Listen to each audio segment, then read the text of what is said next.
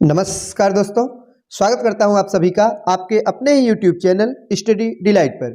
UP police constable 2023-24 के लिए GK का प्रैक्टिस सेट चल रहा है और आज हम लोग देखने वाले हैं प्रैक्टिस सेट नंबर 3 को। साथियों, अब तक कुल 2 प्रैक्टिस सेट कंप्लीट हो चुके हैं और इसके साथ ही साथ प्रीवियस ईयर पेपर को भी हमने सॉल्व कराया है। अगर आपने अभी तक नहीं देखा है तो आप चैनल के प्लेलिस्ट पे जाके देख सकते हैं। तो चलिए शुरुआत करते हैं सामान्य ज्ञान यानी जीके के प्रश्नों के साथ। और पहला प्रश्न है कि प्रसिद्ध वादक उस्ताद बिंदा खान द्वारा बजाने वाला वाद्य यंत्र कौन सा है? तो साथियों, इस प्रश्न का जो सही जवाब होगा वो होगा सारंगी, ऑप्शन नंबर ए।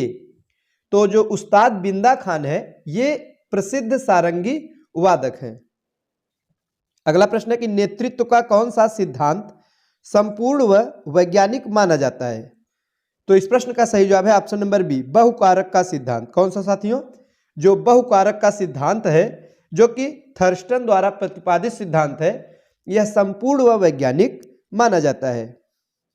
अगला प्रश्न कि भारत का पहला ऐसा निर्माणाधीन हवाई अड्डा जहां पे कार्बन उत्सर्जन शुद्ध रूप से शून्य होगा, जिसका निर्माण कार्य 2024 तक पूरा कर लिया जाएगा, तो कौन सा है साथियों? नोएडा अंतरराष्ट्रीय हवाई अड्डा। सही जवाब होगा ऑप्शन नंबर बी। नेक्स्ट है कि भारतीय नौसेना में सर्वोच्च स्थान पर कौन सा कमीशन्ड अधिकारी होता है? तो कौन सा अधिकारी होता है साथियों? तो एडमिरल। सही जवाब होगा ऑप्शन नंबर सी, एडमिरल। ये भारतीय नौसेना के सर्वोच्च अधिकारी होते हैं। नेक्स्ट है अगला प्रश्न साथियों करंट अफेयर्स का है, तो हम करंट अफेयर्स के लिए अलग से वीडियो अपलोड करेंगे। तो बढ़ते हैं हम अगले प्रश्न की तरफ, जो कि मॉडर्न हिस्ट्री का प्रश्न है कि सविनय अवज्ञा आंदोलन की शुरुआत के पहले वायसराय को गांधी जी का 11 सूत्रीय चेतावनी दिया गया था, तो इन चेतावनियों के संदर्भ में क्या सही है? तो हमें बताना है इनमें से क्या सही है साथियों। तो चलिए देखते हैं। तो पहला है कि रुपया डॉलर विनिमय दर को कम करना, तो ये गलत है। दूसरा है कि भू राजस्व में 50% की कमी करना, ये बिल्कुल सही है। और जो तीसरा कथन है ये कि राजनीतिक कैदियों को रिहा करना, तो यह भी 11 सूत्री मांग संबंध में जो चेतावनी थी उसके बारे में ये बिल्कुल सही कथन है। तो दूसरा और तीसरा सही है, यानी ऑप्शन नंबर बी इस प्रश्न का सही जवाब होगा। अगला प्रश्न है साथियों कि दक्षिणी गोलार्ध में सबसे छोटा दिन कौन सा होता है? तो दक्षिणी गोलार्ध की बात की गई है, तो सही जवाब होगा 21 जून, ऑप्शन नंबर बी। आगे है कि अनुसूचित जनजाति के संरक्षण के लिए एक क्षेत्र को अनुसूचित क्षेत्र के रूप में घोषणा करने की शक्ति किसके पास होती है? तो ये जो शक्ति होती है साथियों, ये भारत के राष्ट्रपति के पास इसकी घोषणा करने की शक्ति होती है। नेक्स्ट है कि भारत के संविधान के किस अनुच्छेद के अधीन राज्यों के राज्यपाल को अध्यादेश जारी करने की शक्ति प्राप्त है? महत्वपूर्ण प्रश्न है, तो सही जवाब होगा ऑप्शन नंबर सी, अनुच्छेद 213। यहाँ पे ध्यान दीजिएगा साथियों कि राज्यपाल के बारे में पूछा जा रहा है कि राज्यपाल द्वारा जो अध्यादेश जारी किया जाता है वो किस आर्टिकल में है, किस अनुच्छेद में है? तो 213 में। सही जवाब होगा ऑप्शन नंबर सी, 213 है। वहीं अगर राष्ट्रपति के बारे में पूछा जाएगा तो 123 उसका सही जवाब होगा।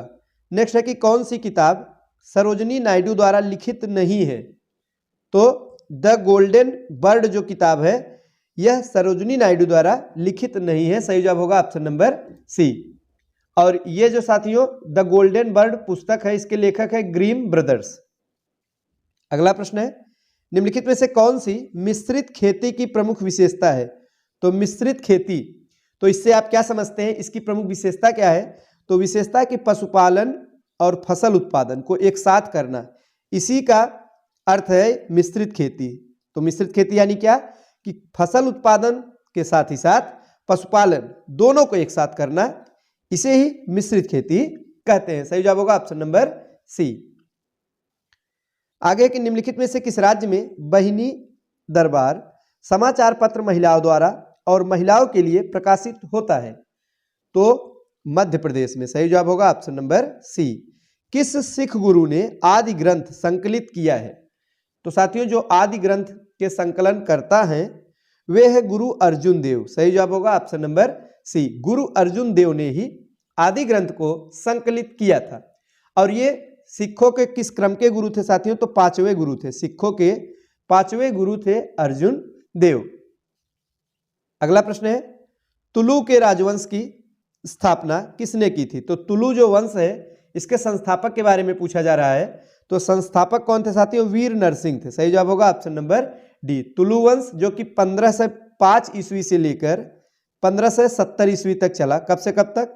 5 से 70 तक। इसकी स्थापना साथियों नरसिंह ने किया था और इतिहास में इन्हें द्वितीय बलापहार भी कहा जाता है। आगे है, पहली बार भारत पर आक्रमण करने वाला मुस्लिम कौन था? महत्वपूर्ण प्रश्न है साथियों। तो पहली बार जो भारत पर सफल आक्रमणकारी हुआ, मुस्लिम आक्रमणकारी, वो था मोहम्मद बिन कासिम। सही जवाब होगा ऑप्शन नंबर बी। और साथियों ऑप्शन नंबर सी इस प्रश्न का सही जवाब हो जाएगा। और मोहम्मद बिन कासिम ने जो भारत पर आक्रमण किया था 7 से 12 ईस्वी में। कब किया था? 7 से 12 ईस्वी में, और सिंध पर किया था। उस समय सिंध के राजा कौन थे? तो दाहिर थे, जानते रहिएगा इनका नाम भी। दाहिर पर मोहम्मद बिन कासिम ने आक्रमण किया और पराजित किया। आगे है कि निम्न में से कौन सा उपवेद नहीं है? तो इनमें से जो योग वेद है ये कोई उपवेद नहीं है। सही जवाब होगा ऑप्शन नंबर डी। नेक्स्ट प्रश्न है साथियों कि निम्नलिखित देशों में से किस एक के देशों में से भूमध्य रेखा गुजरती है? तो हमें उन देशों का समूह बताना है जहां से भूमध्य रेखा गुजरती है। तो सही जवाब होगा ऑप्शन नंबर बी, कोलंबिया से गुजरती, केन्या और इंडोनेशिया। तो इन देशों का जो समूह ऑप्शन नंबर बी में है, यही इस प्रश्न का सही जवाब है। अगला है कि हेमिस गोम्पा नामक मठ कहाँ पे स्थित है? तो ये जो हेमिस गोम्पा नामक मठ है तो कहाँ पे है? तो ये है लद्दाख में। ऑप्शन नंबर डी इस प्रश्न का सही जवाब है। हेमिस मठ जम्मू कश्मीर में लेह से लगभग 45 किलोमीटर दूर यानी कि लद्दाख में स्थित है।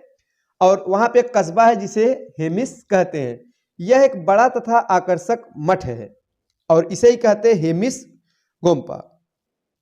नेक्स्ट है कि भारत में काजू का प्रथम परिचय किन लोगों ने कराया?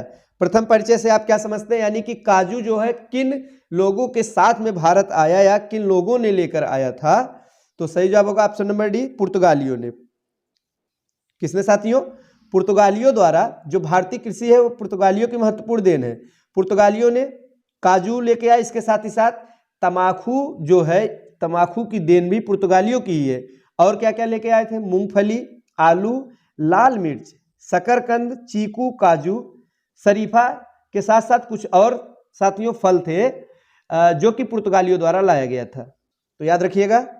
और एक महत्वपूर्ण प्रश्न पूछा जाता है कि भारत में प्रिंटिंग प्रेस किसके द्वारा लाया गया? तो पुर्तगालियों द्वारा ही लाया गया। प्रिंटिंग प्रेस के जनक के रूप में पुर्तगालियों को ही जानते हैं।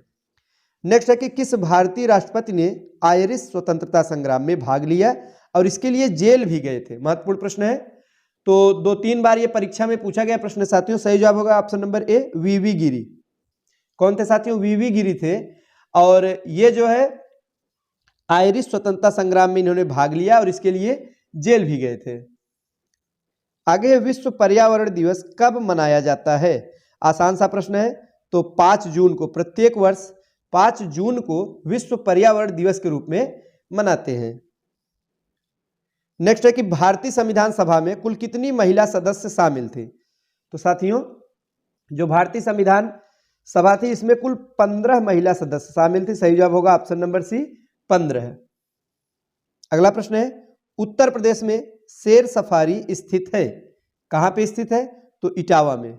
याद रखिएगा, उत्तर प्रदेश में जो शेर सफारी है ये इटावा जिले में स्थित है। प्रसिद्ध चरकुला नृत्य किससे संबंधित है? कहां से संबंधित है साथियों? तो ब्रजभूमि से। कहां से? याद रखिएगा, जो चरकुला नृत्य है यह उत्तर प्रदेश के ब्रजभूमि से संबंधित है। और इस नृत्य में क्या होता है कि स्त्री या पुरुष स्त्री वेश धारण करके सिर पर मिट्टी के 7 घड़े और उसके ऊपर जलता हुआ दीपक रखकर लगातार नृत्य करते हैं। कहां से संबंधित है? ब्रजभूमि से संबंधित है। नेक्स्ट है कि निम्नलिखित में से कौन सा भारतीय अर्थव्यवस्था का प्राथमिक क्षेत्र है? तो साथियों कृषि जो है यह अर्थव्यवस्था का प्राथमिक क्षेत्र। आयात निर्यात एग्जिम बैंक स्थापित हुआ था, किस सन में स्थापित हुआ था यह हमें बताना है।